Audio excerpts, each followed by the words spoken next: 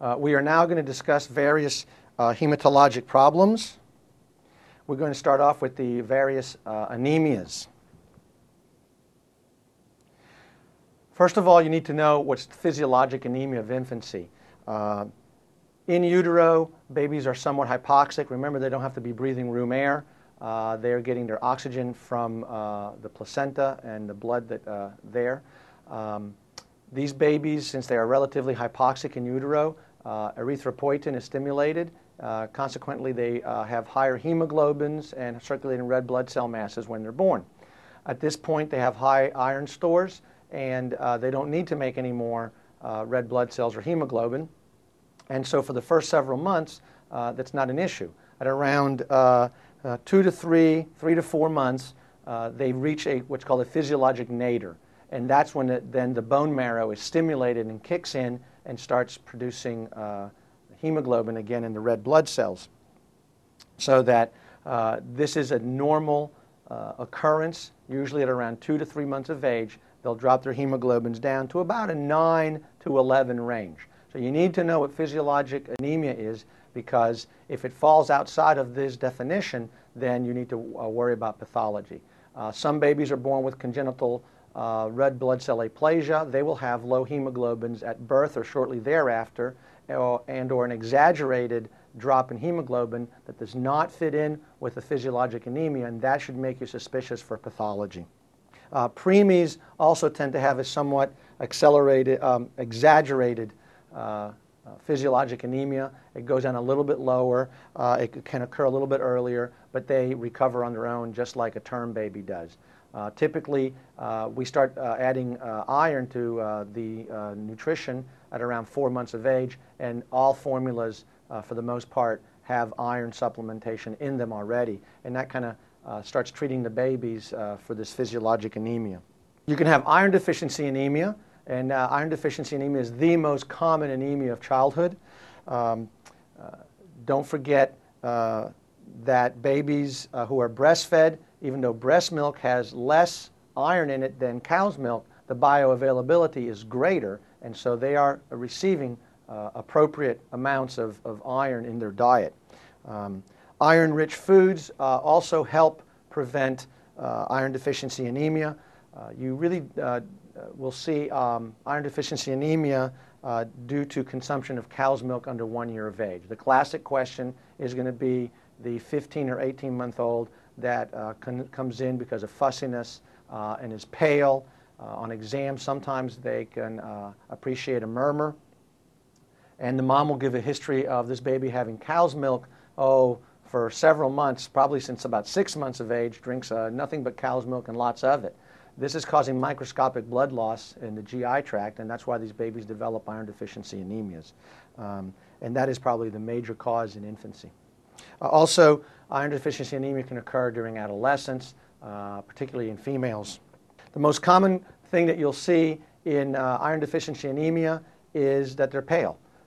They can be irritable as infants. They may not be as active. Some of the young children may have pagophagia, which is that they eat ice and dirt. They will have some tachycardia depending on the degree of anemia. Hemoglobins can be extremely low, and that will cause tachycardia, and you can actually hear a flow murmur secondary to this. And we do know that it needs to be diagnosed early, because anemia will cause long-term developmental problems in these infants. The first thing that you'll see is a decrease in the bone marrow of hemosiderin. After that, you'll have a decrease in the serum ferritin. After that, you'll have a decrease in the serum iron and an increase in the total iron binding capacity. All these changes that we have listed on this slide occur in that particular order. The microcytosis, we try not to classify anemias that way anymore, but you will see smaller, more pale red blood cells. That's why they call it microcytosis and hypochromia. And in a bone marrow aspiration, you will see no stainable iron. You don't really need to do a bone marrow aspiration to diagnose iron deficiency anemia. Sometimes you can find sources of blood loss. So, for example, a stool for occult blood can sometimes be helpful. Here on a peripheral smear, you can see that these cells are extremely pale. This is what the hypochromia. This is very compatible with iron deficiency anemia. The treatment is just to replace. Certainly you need to worry about if there is blood loss. So, for example, iron deficiency anemia can be sometimes caused by parasites or by certain food allergies. If the child is on whole milk, you need to decrease their intake of whole milk, and the mainstay of therapy is replacement with iron supplements. And typically, if you start giving iron within 72 hours or so, you will see an increase in the reticulocyte count. That's another thing that you'll find with anemia, particularly iron deficiency anemia, is that the hemoglobin will be low and the retic count, it will not be elevated to the degree of the anemia. When you start the child on iron, now you're giving him a substrate, and the reticulocyte count increases dramatically within 72 hours. And then you can actually see an increase in the hemoglobin over several weeks' time. Another cause of anemia is lead poisoning. And a lead level up to 10 is acceptable. Over that, then you start to worry. Lead poisoning is not as common as it used to be. One reason is we screen for it more, and we're looking for it more. These are some of the risk factors that you can see with lead poisoning. Preschoolers are certainly at risk for lead poisoning. Lower socioeconomic status puts you at higher risk for lead poisoning.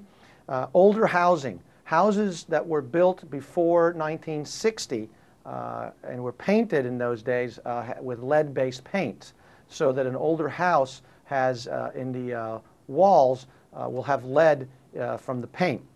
Now, what's happening nowadays is people are remodeling older houses. They're stripping away layers of paint. They're getting down to the original paint, and that's where the lead is, and they can actually be inhaling some of the paint fumes, and that has the lead in it.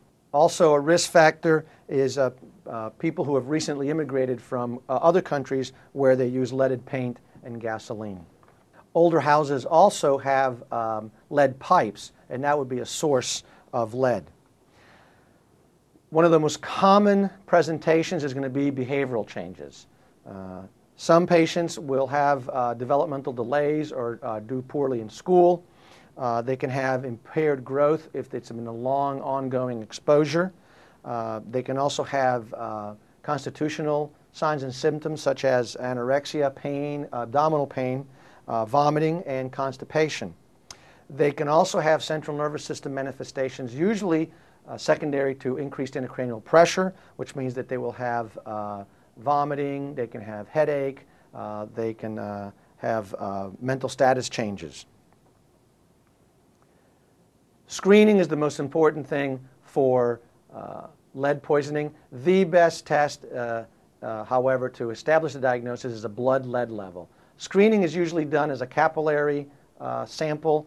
If it's high, then a venous blood lead level is recommended, and that's the best way to diagnose lead poisoning. And that certainly sounds like a test question.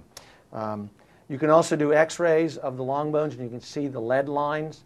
These are just helpful ancillary tests. And also on CBC, you will see a hypochromic microcytic anemia. You can see what's known as basophilic stippling. But again, the best test is a blood lead level. Here is a peripheral smear, and the arrow is pointing to those little blue dots there, and that is basophilic stippling. The management depends on the level. If it's between 10 to 14, then you just have to evaluate the source. You need to check the house, make sure that there's not something in the house that the child is getting into. You look for sources of lead, and you just recheck it in 3 months. If it's between 15 and 19, it's the same, but you also need to refer to the blood health department and repeat your level. 20 to 44 is the same, but you repeat it, the blood lead level sooner. As the level gets higher, then we actually do treatment, and the actual treatment would be chelation therapy. Chelation therapy is usually done with DMSA or oral succimer at a lower level, and at higher levels it will be done with parenteral British antilewisite or EDTA, and these are chelation agents.